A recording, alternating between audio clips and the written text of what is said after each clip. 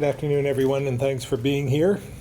Today, I'm joined by DEC Commissioner Cynthia Galley and Lynn from Watersheds United Vermont, who have been working to organize debris removal from our waterways across the state. Most of the time, when we hear about cleanup along roads and streams, we typically think about spring and our traditional Green Up Day as we get ready for the summer months. But it's just as important to clean up in the fall, especially as we head into foliage. With water levels relatively low right now, it's exposed debris left over from the 23 and 24 floods, which is a reminder that while we've made a lot of progress, recovery efforts to clean up from these events is ongoing and more help is needed. Cleaning up, whether it's in the spring or fall, isn't just about making things look nicer. It's also about protecting our most valuable resources, like our waterways, because keeping them clean is critical. And Vermonters have access to safe and clean water. Whether it's taking a walk and picking up trash along the way, or participating in an organized cleanup event, there are opportunities all around us to get involved and make a difference. Planning these events has been a team effort from Watershed United Vermont, Green Up Vermont, as well as local volunteer groups who have helped get the word out about events across the state throughout September. So as we approach fall foliage, which brings thousands of visitors to the state, I encourage Vermonters to pitch in, find a way to get involved, and leave our communities in better shape than we found them. With that, I'll turn it over to our Commissioner, Misty. Thank you. Hi, everybody. Thank you for having me. Thank you, Governor. My name is Misty Cynthia, and I started in the role of Commissioner about a month ago for the Department of Environmental Conservation. Standing here, this is my first press conference, and thinking about it, I liken it to my first experience with my children on a canoe. So, right, there's a moment of hesitation, a wobbly uncertainty, and a deep sense of responsibility to make sure that the trip goes well. While I say the first, I should say that that's every experience with my children in a canoe. Vermont has over 20,000 miles of rivers and streams. They are not merely scenic backdrops. They are the arteries that connect our communities, sustain our wildlife, and provide significant recreational opportunities, from paddling to fishing to cooling off in a local swimming hole on a hot summer day. Just yesterday, I spent a few hours on the Black River, upstream of where it flows into the South Bay of Lake Memphremagog and Newport. It was beautiful. As I paddled with colleagues and DEC partners, they repeatedly pointed out tangible signs of progress.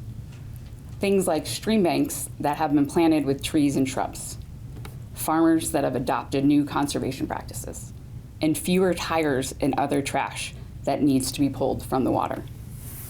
We are seeing a profound shift, a greater collective care of our rivers. That progress hasn't happened by accident.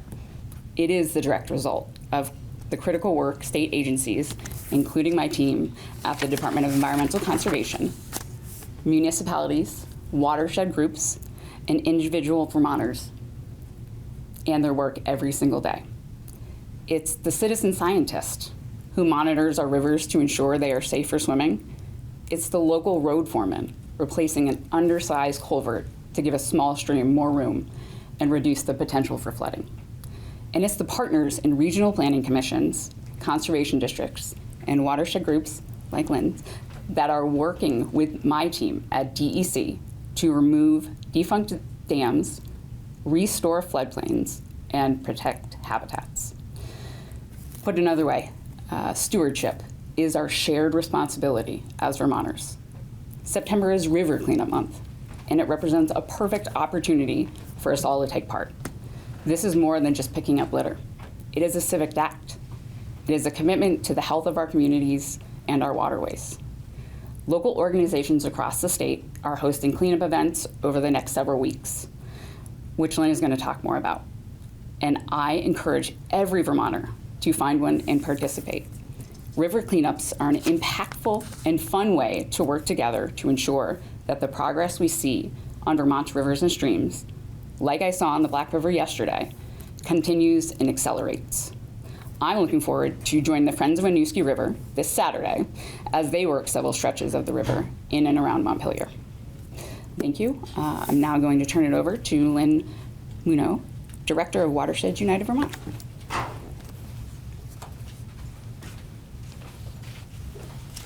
Thank you, Governor Scott and Commissioner Sensigali. My name is Lynn Munno, and I'm the Director of Watersheds United Vermont, or WUV as we call ourselves. WUV is an association of community-based watershed groups throughout Vermont who are working to protect and restore Vermont's waters for clean water and healthy and resilient watersheds. Watershed groups monitor water quality, plant riparian buffers, remove deadbeat dams, restore wetlands and floodplains, and host education and engagement events to connect kids and our communities to our waters. And in September, during River Cleanup Month, many watershed groups and partners host river cleanups. As Governor Scott mentioned, Vermonters and people visiting Vermont value the beauty of Vermont's rivers, streams, lakes, and ponds. Not only is trash in our waters aesthetically unappealing, trash creates safety hazards for people recreating, can leach contaminants, and can impact fish, turtles, and other aquatic animals. The goal is to keep trash out of our rivers in the first place, but trash accumulates over the year, especially with the flooding, as Governor Scott mentioned. Why September? Well, during Green Up Day in May, it is a great time to clean up our roadways and our parks, but our rivers are too cold and too high to safely clean up, and our riverbank vegetation is fragile at that time of year. In September, our waters tend to be low. This year, very low, and warmer, and it is a great time to get out to the rivers and pull the trash out. Last year, watershed groups organized more than 500 volunteers across Vermont who helped clean up roughly 140 sites, pulling out more than 20,000 pounds of trash from Vermont's rivers. Watershed groups are now kicking off River Cleanup Month. There are several cleanups coming up this weekend that are looking for more volunteers. This Saturday, for instance, there is one here in Montpelier, as was mentioned, with Friends of the Winooski River, one in Springfield with the Black River Action Team, one in Montgomery with the Missisquoi River Basin Association. And there are cleanups on the White River with the White River Partnership on Sunday. Make sure to check in on weather delays since it looks like we might finally actually get some rain on Saturday.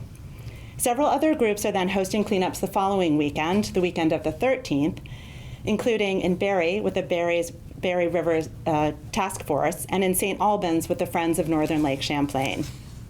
The Connecticut River Conservancy's Source to Sea program organizes a massive cleanup effort throughout the Connecticut River watershed during the month of September, and it culminates in their big cleanup weekend on September 26th and 27th. WUV has listed watershed groups' cleanup links on our website, watershedsunitedvt.org, or if you know your local watershed organization, you can check out their website or their social media directly to see if there is a cleanup in your area. River cleanups are a remarkably fun way to volunteer, to get a little wet and a little dirty and see what and how much trash we can pull out of the river. Many volunteers, including my own family, have enjoyed returning year after year to help out. And even if you can't get out directly, it's a good time to appreciate our rivers and try to keep them as clean and trash-free as possible. Thank you. I will turn it back to the governor. Thank you, Lynn. We'll now open up to questions. We can keep it on topic first. Will we be getting a press release on this? Oh, good.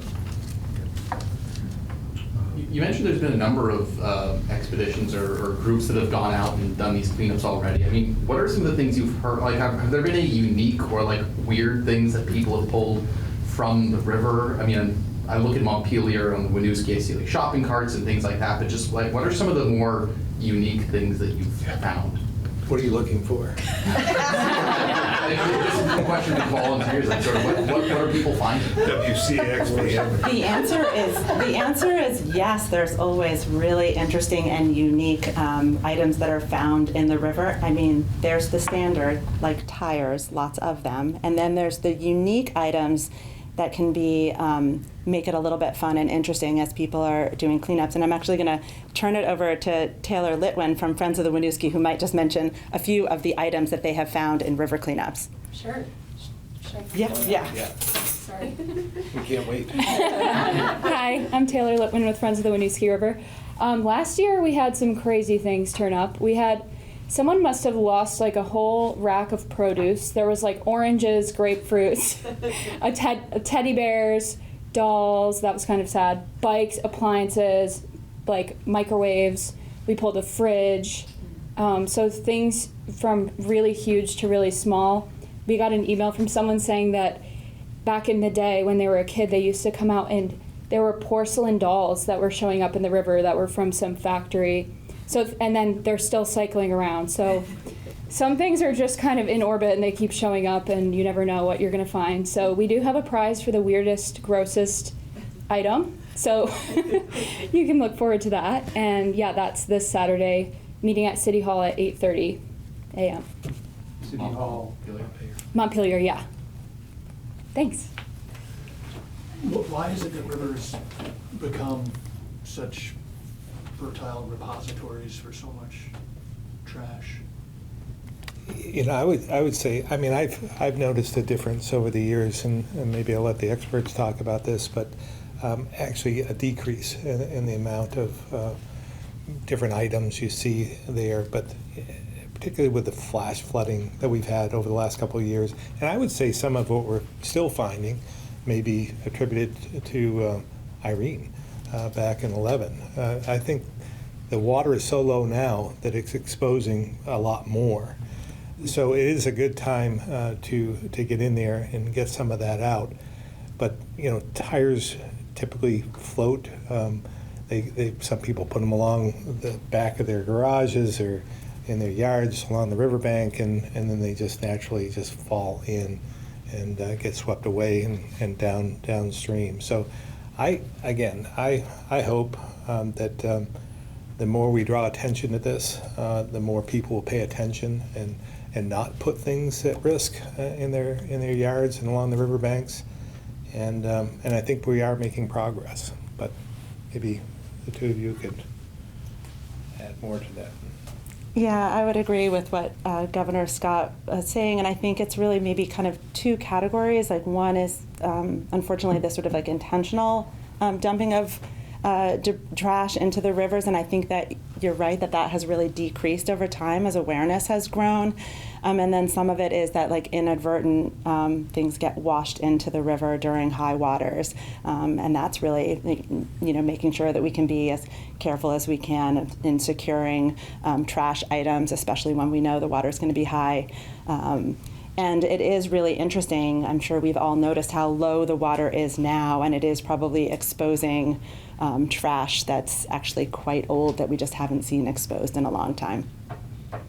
I'm wondering, with the items that you guys are finding, with a lot of that being from the flood damage, I mean, are there any items of value that could be reconnected with families again, or something like that? Again, a couple of things with that. I just want to acknowledge how far things can travel. I know up in Lindenville, when I went up the Brook Road after the last year's flooding, and there was a culvert, a large culvert that was down towards the main route that had gone a mile and floated downstream. We saw, you know, the things we're finding even along the Montpelier area, Middlesex, and so forth.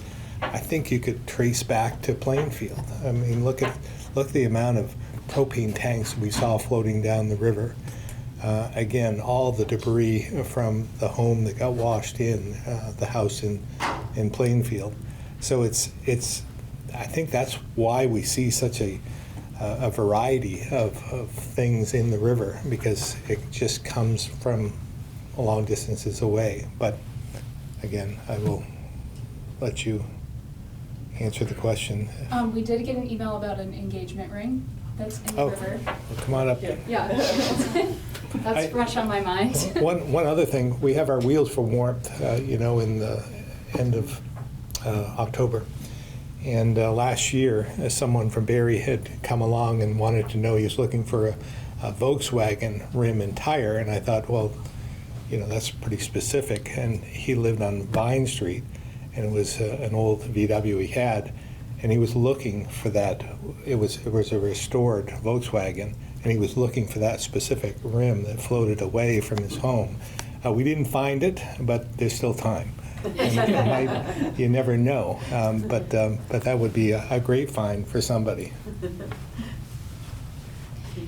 We did get an email that someone is searching for their engagement ring that is somewhere in the North Branch of the Winooski, so that's something we'll be keeping an eye out for this Saturday. And last year on Great Brook in Plainfield, someone had lost a statue that meant a lot to them that was on their porch and got washed miles downstream, and someone had found it and brought it back to them. So that was kind of a heroic story. And yeah, things get washed miles and miles away. So no matter where you are for a cleanup, if you find something of value, I recommend maybe looking to see if there's a Facebook group. I know there was one at one point in Montpelier to reunite people with the things they lost in the flood. Or you could reach out to a watershed group like Friends of the Winooski, and we can try to help reunite people with their belongings. Thanks. This is not a feel-good question, but I know there was a suspected jumper on the Dog Brook whose body has not been found yet. Have you ever come across a dead body in any of this? I'm not aware of anyone finding anything like that, but No?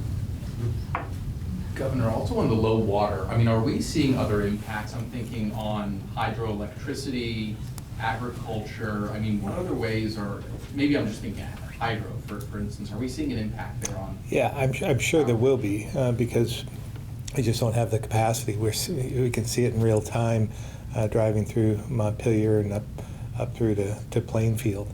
And even I was going up through Worcester the other day and noticing how low the brooks and rivers are.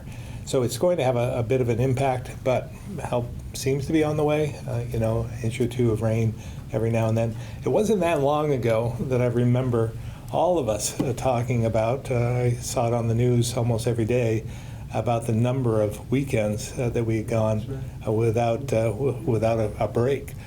So I bet that was like a month and a half ago. There was a stretch from November, December last year where every single weekend it rained.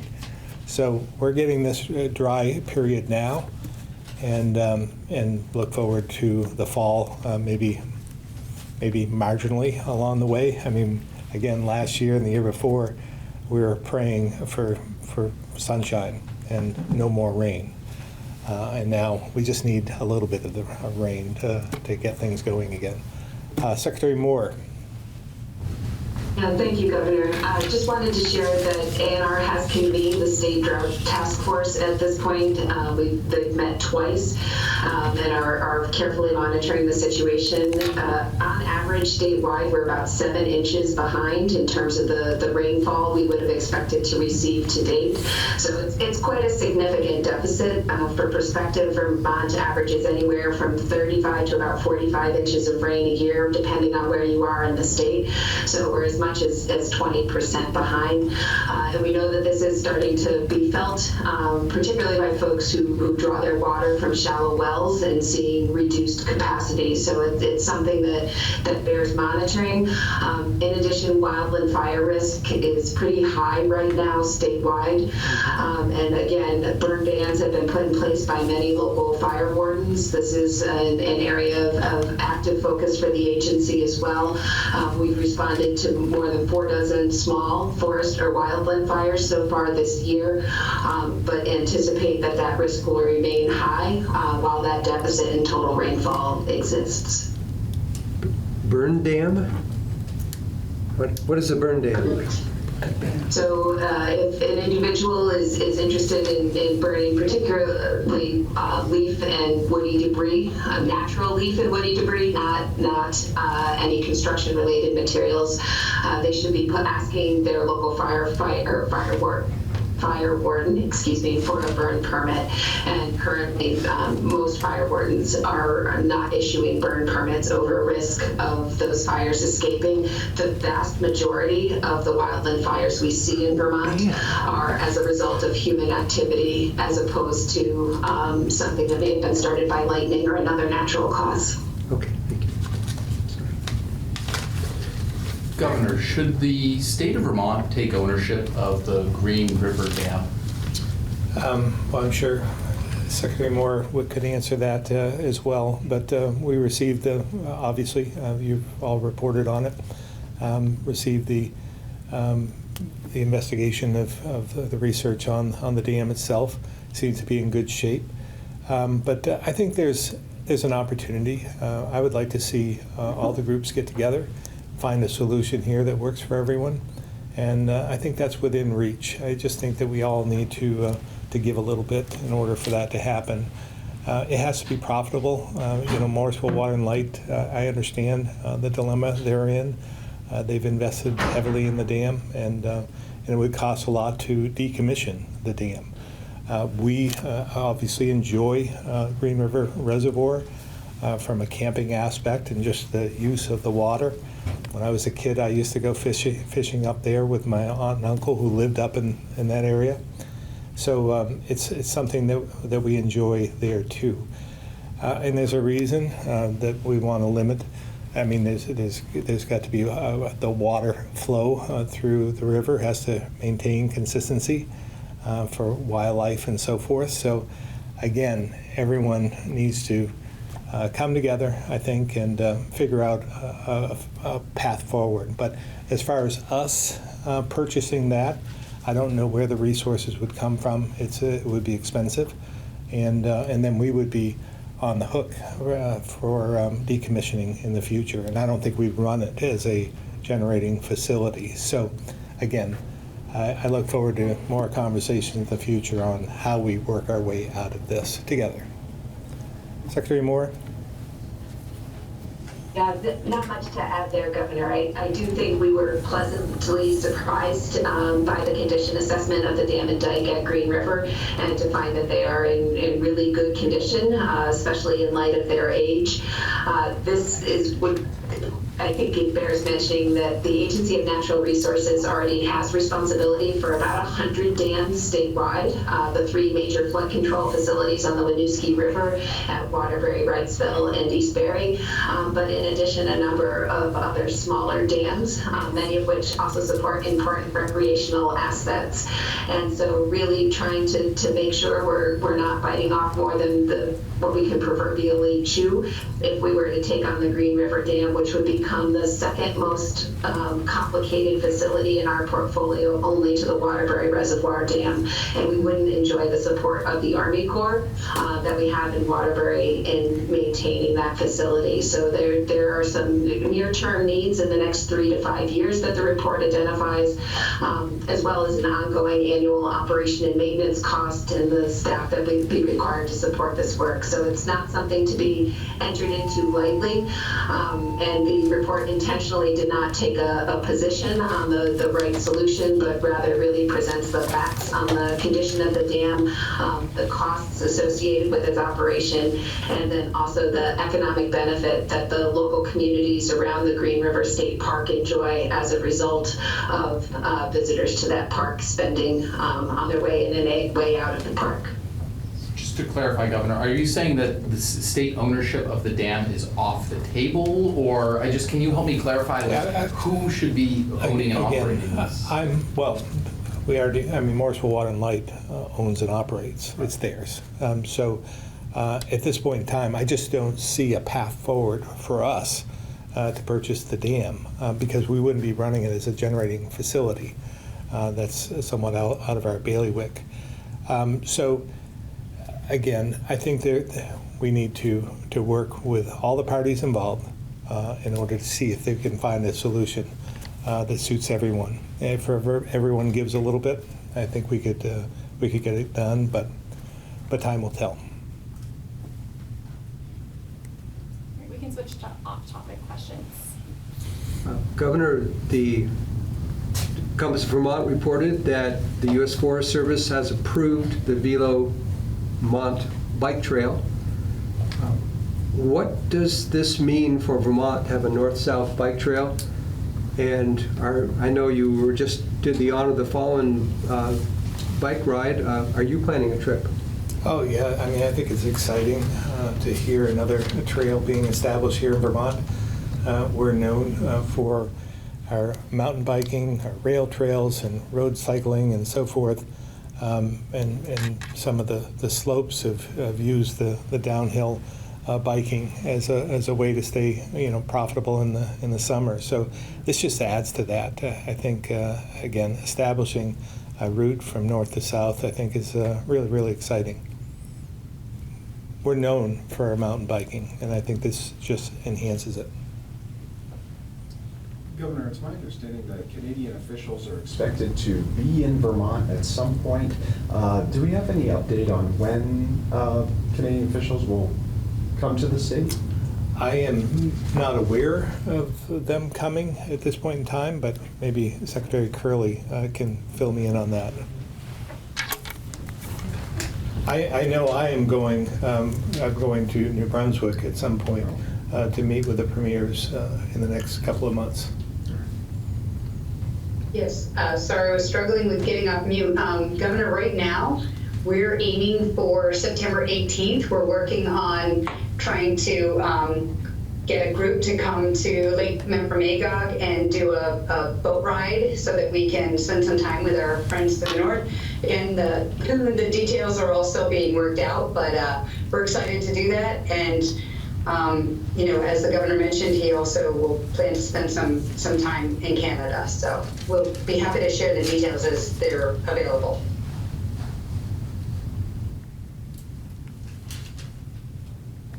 All right, we'll move to the phones. Tim, Vermont Biz. Hi, Governor. I have two questions. One, is there any chance, now that the dam and dike at the Green River Reservoir are in pretty good shape, that the state would go along with removing the dam and thus lowering the water level there?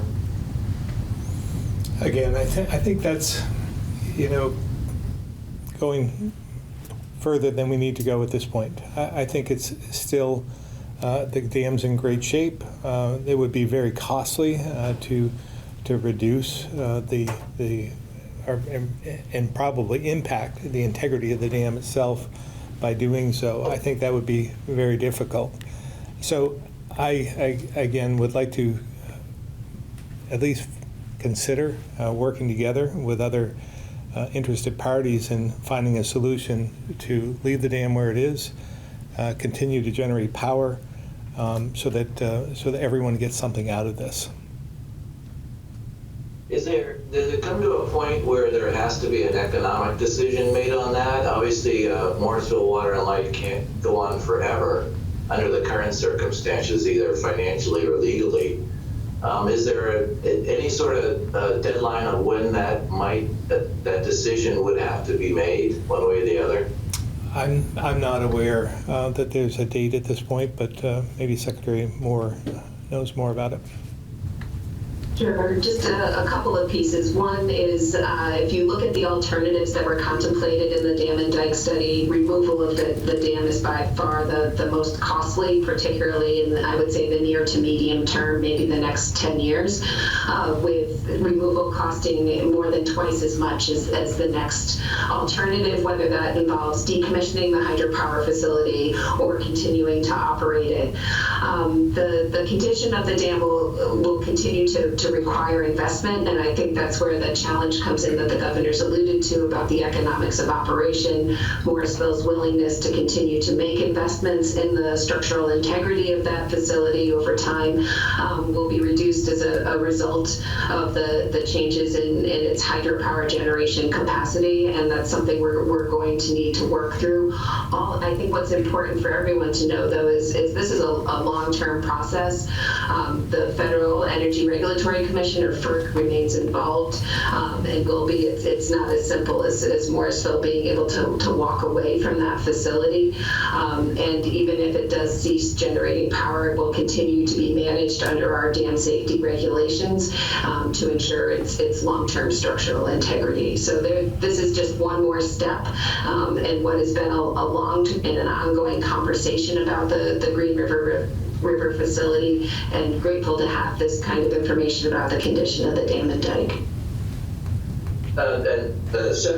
Separate from that, I know the state is very happy to get the electronic vehicle funding from the federal government released, and maybe Secretary Flynn can answer this. I was on the Northway on I-87 last weekend, and they have EV charging stations on their welcome centers, but I understand Vermont cannot put them on our welcome centers. I was wondering what the difference is there. I think Secretary Flynn can answer this, again, clean up anything I might say about it, but we took advantage of federal dollars when we built the interstate.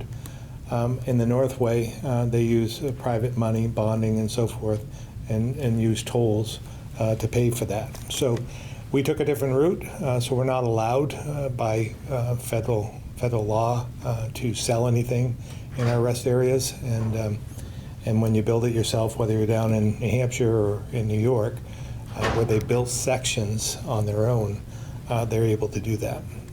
Secretary Flynn? You nailed it, Governor. It would basically require an act of Congress based on how we paid for it, as the Governor said. Okay, great. Thanks, Secretary Flynn. Thank you, Governor. Tom Davis, Compass Vermont. Thank you. Following up on that EV money that just came through, Governor, after that was restored through legal work, did this come in faster than you expected it to resume your work on these charging stations? I think Secretary Flynn can answer that as well. I just want to say I don't think there was anything they did legally. It wasn't a question of the legality of what they did. They had pushed pause on the program. While they looked into it and wanted to maybe put some parameters on it, and so they came to the conclusion they were going to move forward with it. I think we received like $15.3 million at that point. And this, there's other aspects of this, the Buy American clause. I think there was, the Congress had said, or maybe it was by rule, that we could bypass that in the first round. And we hope to take advantage of that because there isn't the charging devices made in the states that we could be utilizing at this point. So it's important for us to move as quickly as possible and try and get under, I think we have until the next fiscal year maybe to get under the wire with the Buy American clause until there's manufacturers that actually do this in the states that could fill the gap. Secretary Flynn? Thank you, Governor. As per your question, Tim, it was paused in February, and I suppose the answer would be, had it not have been paused, there wouldn't have been the need to wait. And then the question of, did it come in sooner than we thought? I'll say this, I think if you look at the entirety of many of the actions that the current administration in Washington has taken regarding prior pieces of funding legislation, the timeline on the release of the netting money internally really followed what we were being told by US DOT. So, independent of what any of us might have wished it had been, they kept communicating with us, and they kept saying that, in fact, about a month prior to the news that we've received, Secretary Duffy had stated and communicated to the DOTs that he had completed his review and that it was going to go to the General Services, or the Office of Management and Budget, which is the process in any administration. And then they released it for public comment. So, it followed a stream of communication that we thought was predictable, and we're grateful for the outcome. And that's we move forward. We, as the press release stated, we're targeting 11 sites around the state of Vermont. It's also important to note that a site could have multiple ports. So think of a port as a plugin. So there could be 40 or 50 or 55 actual plugins if you roll that up from 11 different locations. Bradford, for example, that we built in the fall of '94 is a site that I believe has 6 plugins. So it's one site, but it has 6 vehicles that could be charged at one time. Thank you. Another topic, Governor, the last press conference you said after the vote of the city council in Burlington that you're meeting with some stakeholders up there, including business owners up there. I'm wondering, have you had those meetings yet? I've had some meetings at this point and having another one scheduled for this week. So no conclusion at this point. Nothing to report on those meetings so far? No, I'm learning different aspects, and hopefully we'll be able to move forward. And again, the offer still stands. We want to be a partner and work together with the city of Burlington if we can. Great. Last question, how are your legs? Oh, they're fine. Yeah, it was a great day yesterday. I think we did the 48 miles in about 4 hours, so it wasn't. It was a quick ride, but it was beautiful weather, and the trails were excellent. Very good. No other questions. Thank you. Thank you. Ethan, Vermont Digger. Governor, there's a impressive slate of GOP leaders meeting in Ludlow tonight. You're not on the agenda, but might you be making an appearance? And if not, why not? It wasn't on my schedule. I do have another scheduled event in Morrisville tonight, so if it came to our attention, I was pre-scheduled to go someplace else. Understood. And as you have rolled out this return to office plan, bringing state employees back 3 days a week, are there certain data points or metrics that you and your team identified as sort of why this needs to happen? Well, again, from my standpoint, I think about everything we went through during the pandemic. Take, for instance, in our schools. We learned a lot during that time. We should have brought our kids back sooner so they could be together, so they could learn together, so there could be some relationship building and so forth, and learning as well. I think the same here. I think it's something we needed to do. We moved forward with that. We may have let it go on a little too long, but I think people need to be back together. I think from just a mentorship to learning, we have say employees retiring every day due to our demographics, and the new crop of employees coming in need to learn from someone. So there's nothing better than being together to learn. You learn so many things about them personally, but also to do the job that they're hired to do. So we were, pre-pandemic, we were 5 days a week. I think 3 days a week makes sense as to where we are today. But I will let our Secretary of Administration talk more about that. Thank you, Governor. As we talked about last week, our decision to have our employees come back in person 3 days a week is really based on, as the governor indicated, fostering the culture of state government for the future. It's about mentoring, it's about collaboration, it's about what we want to look like 5 years from now, 10 years from now, and how we want to interact with each other and also with the Vermonters that we serve. We believe that it is really critical to our workforce to come back together more frequently now. Thank you, Secretary. Thank you, Governor. All right, we'll go back to the room. Is there a concern that there might be turnover, people might leave these jobs? I'm thinking if you live in the other part of the state, or if you might even live out of state. We're hearing a lot of state employees actually live out of state. Yeah, again, we have a group that we put together to better understand some of those issues so that there may be solutions that we could provide. Let the Secretary handle that one too. And then I'll preface this by reiterating our commitment to communicate to our workforce before we communicate to the media, and really trying to be consistent with that. I communicated across state government last Thursday that laid out these big picture parameters, including the process, the advisory group that is being convened by the Chief Recovery Officer, Douglas Farnham. I will share that group has started meeting. We are working to prioritize based on feedback that we've received and continue to receive from our employees, and we're working to address, to the extent that we are able, some of those concerns.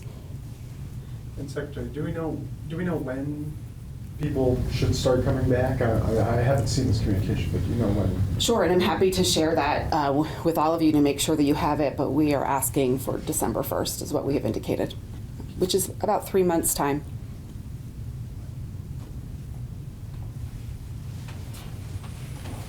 Sorry, Governor, just to get back to Tom's question for a second. Have you talked with Burlington's mayor? And just, you have not. Okay. And just to clarify, was there ever a official offer, like in paper, like, Mayor, we will help you, we will send in state police, or just No, what was the official? Again, there was no official ask either. There was nothing requested in writing from us other than this was back about last year, when asking for us to reconsider the hotel motel program and reinstituting that. But other than that, there hasn't been any requests from the city of Burlington.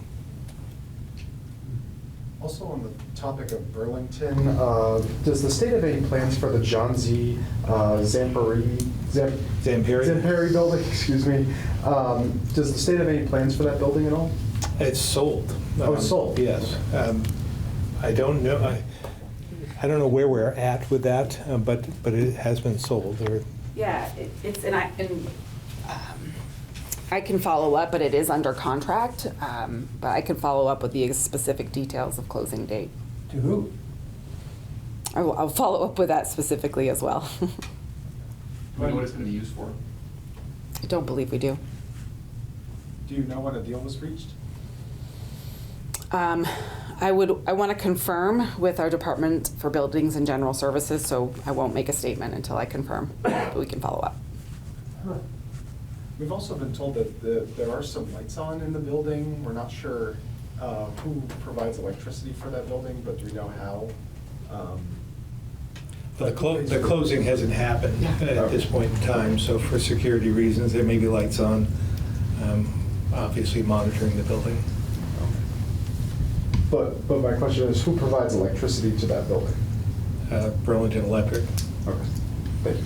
But we buy it from them. State-based. Oh, okay. State-based. Thank you. Governor, what will you be looking for over the next few months, this audit potentially of Burlington Electric? Big municipal utility here. Commissioner Johnson has outlined his concerns with it. What do you need to see to have confidence in that Burlington Electric? Yeah, again, our job is to protect the ratepayer. We want to make sure that they're working as efficiently as possible, and we see a few shortcomings, but happy to work with them to work their way through it and provide for electricity at a cost they can afford, and providing for their ratepayers. I may ask the Commissioner to weigh in as well. No, Governor, I think you got it right. The whole purpose of this undertaking was what is in the best interest of Burlington's electric ratepayers and the rest of the state. That's the entire purpose.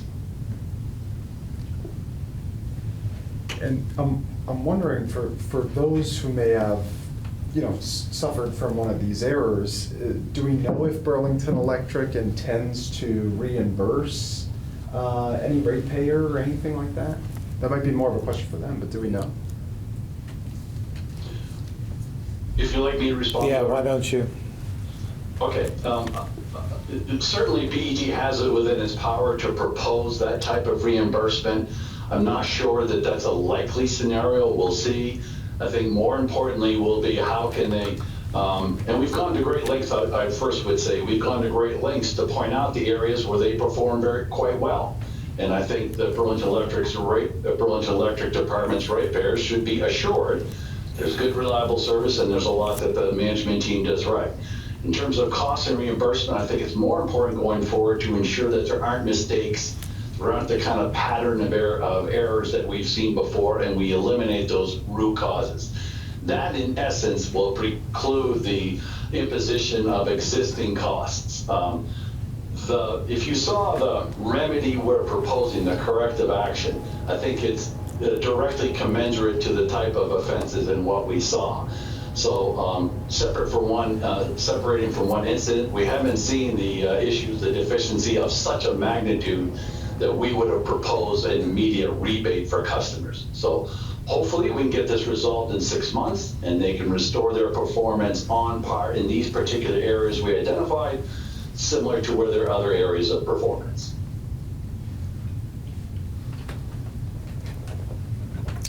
All right. Last question. Do you plan on buying a Powerball ticket? No, I probably won't, but I probably should. Because you never know. 1 out of 252 million, you never know. What's the latest of just how many sales, like what people are saying, what this means for liquor and lottery, like? Commissioner Knight. Thank you, Governor. Calvin, I was hoping my presence would spawn your question. So Saturday's jackpot is estimated at $1.7 billion. The cash equivalent for that is $770 million. So if a Vermonter, for example, were to win and were to claim it as a lump sum, the state would automatically have a 6% withholding from that. So we're really hoping a Vermonter wins the Powerball this Saturday, because that would translate to $46 million windfall to the state, which I know would make Commissioner Scholdice and Commissioner Gresham very pleased. So ticket sales, to give you an example, we have seen since yesterday compared to last Wednesday, a 190% increase in ticket sales. So even if a Vermonter doesn't win Saturday's jackpot, the state is winning in a way, because those increased ticket sales means more money that the department and that the lottery fund contributes to the education fund. That was the other question. This goes to the Ed Fund, not to like after-school programs, but this is Ed Fund proper. So the windfall that the state gets, so if there is a Vermonter that wins at $770 million, that 6% that's taken directly from that goes to the general fund, not the Ed Fund.